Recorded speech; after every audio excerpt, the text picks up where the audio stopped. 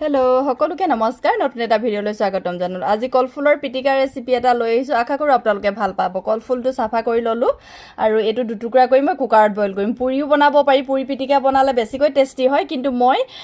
মই এইটো বইল কৰিম কুকাৰত বইল কৰিম সোনকালে হ'বলৈ কাৰণে আৰু এইখিনি ভাজিলেও মানে এইখিনি দি দিব পাৰি কিন্তু এতিয়া মই যিহেতু পিটিকা বনাম এইখিনি মই বেলেগ এটা কামত লগাম এয়াও দেখাই আছোঁ আপোনালোকক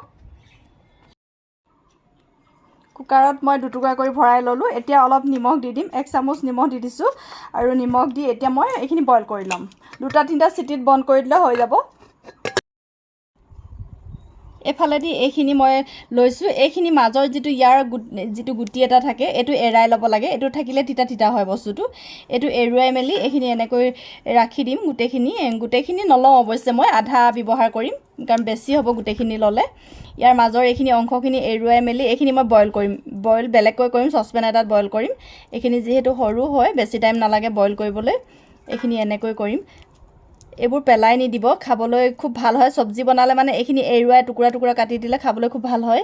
কিছুমানে এইখিনি পেলাই দিয়ে ময়ো অৱশ্যে প্ৰথমতে পেলাই দিছিলোঁ কিন্তু মোৰ ডাঙৰ জায়ে শিকাইছিলে যে আকৌ এজনীখিনি পেলাই দিয়ে নেকি এইখিনিও খায় এইখিনি খাবলৈ ভাল হয় বেছি এইখিনি পকৰি বনাই খাবও পাৰি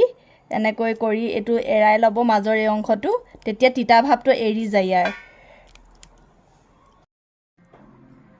এইফালেদি এইখিনি মই চচপেন এটাত লৈ লৈছোঁ ইয়াত মই অকণমান পানী আৰু নিমখ দি বইল কৰি লওঁ এইফালেদি কলফুলটো সিজি গ'ল খুচি চাইছোঁ ধুনীয়াকৈ কোমল হৈ গ'ল ভিতৰখন আৰু পিটিকাত দিবলৈ মই লৈছোঁ ৰচুন আৰু জলকীয়া এইকেইটা পুৰি লওঁ পুৰিকৈ দিলে মানে বেছিকৈ খাবলৈ টেষ্টি হয় এইকেইটা মানে হালি শিঙি লৈছোঁ আৰু এতিয়া মই গেছত দি লওঁ দুইখিনি কলফুলে ৰেডি হৈ গ'ল এইখিনি বইল কৰিলোঁ ডাঙৰকৈ কৰাখিনি এইখিনি এতিয়া এনেকৈ কাটি দিম আৰু এফালে এইখিনি সৰুখিনি এইখিনি মই যিখিনি পকৰি বনাম বুলি কৈছিলোঁ এতিয়া ইয়াৰ কাৰণে লৈছোঁ মই পিঁয়াজ 2টা এইখিনি অকণমান মান ধনিয়া একদম সৰুকৈ কাটিছোঁ আৰু অকণমান আদা কেঁচা জলকীয়া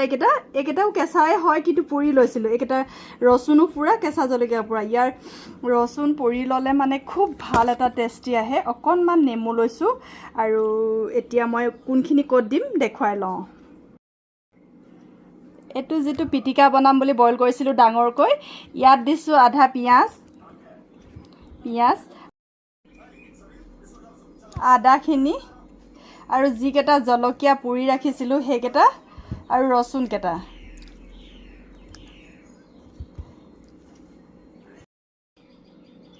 অকণমান ক'লা নিমখ যিহেতু বইল কৰোঁতে নিমখ দিয়া আছিলে সেইটো কাৰণে মই এইটো নিমখ দিয়া নাই বগা নিমখটো ক'লা নিমখ অকণমান দিছোঁ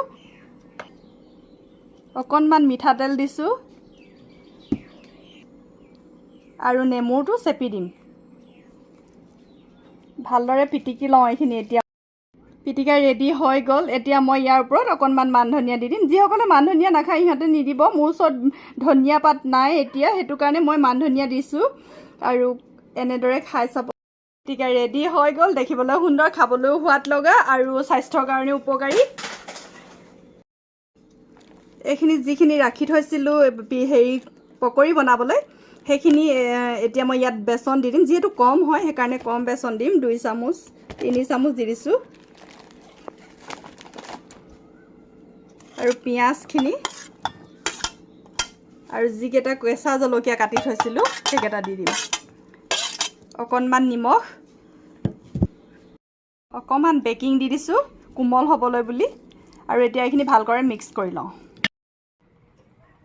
কেৰাহীখনত তেল গৰম কৰি ল'লোঁ এতিয়া মই এইখিনি দি দিম ইয়াত সৰু ল'ৰা ছোৱালী কিছুমানে কলফুল খাবলৈ বেয়া পায় ন এনেদৰে পকৰি বনাই দিলে সিহঁতেও খাব আৰু আমাৰ কেইটাই অৱশ্যে খাই যেনিবা নোখোৱা নহয় সেইটো কাৰণে টেনশ্যন নাই নানা ষ্টাইলত খাব পাৰি কলফুল পিটিকা কৰি ভাজি কৰি পকৰি বনাই আপোনালোকে খায়নে বাৰু কোনোবাই গোটেইখিনি দিয়াৰ পাছত মই উলটাই লৈছোঁ খাবলৈ খুব ভাল লগা হয় বনাই খাবচোন এবাৰ এইদৰে পেলনি নাযায় আৰু একো কলফুলৰ যিকোনো আকাৰেও খাব পাৰি কলফুলৰ এই যিকেইটা কল সৰু কল হয় সেইকেইটাও খাব পাৰি এনেদৰে পকৰি বনাই খাবচোন একো পেলনি নাযায় আপোনালোকে বনাই খাবলৈ সঁচাকৈ ভাল লগা হয় মই মিছাকৈ কোৱা নাই সঁচাকৈ ভাল লগা হয় খাবলৈ মই আগতে একোৱেই নাজানিছিলোঁ, অৱশ্যে ক'বলৈ গ'লে একোৱেই নাজানিছিলোঁ। মোৰ শিকাৰ আগ্ৰহটো খুব আছে। যিকোনো বস্তুৱে এবাৰ দেখিলে মই শিকিবলৈ চেষ্টা কৰোঁ। আৰু যিহেতু মই যৌথ পৰিয়ালত ডাঙৰ হোৱা, একদম 15-20টা মানুহ ঘৰত থকা, আৰু সেইটো কাৰণে মই একো নাজানিছিলোঁ। ইমানখিনি জানিবলৈ মানে কোনো প্ৰয়োজনেই নাছিল খানা বনোৱাৰ বিষয়ে, কিন্তু বাহিৰা কামবোৰ কৰোঁ, কিন্তু খানা বনোৱাটো ইমান নাজানিছিলোঁ। যেতিয়া ফাৰ্ষ্ট টাইম বিয়া হৈ আহিছিলোঁ, তেতিয়া ডাঙৰ জায়ে মোক এদিন পটল কাটিবলৈ দিছিলে। আজিও মনত আছে, পটলৰ গোটেই বাকলিবোৰ এৰাই দিছিলোঁ, কিন্তু এতিয়া পূৰা যথেষ্ট শিকিলোঁ তাৰ পৰা। এতিয়া মানে সকলো জানো বুলি ক'বলৈতো নাযাওঁ, কিন্তু শিকিবলৈ চেষ্টা কৰোঁ। যিকোনো বস্তুৱে মানে ট্ৰাই কৰিবলৈ চেষ্টা কৰোঁ। আপোনালোকে বনাই খাব, দেখিবলৈ কিমান ধুনীয়া দেখিছে নহয়নে বাৰু?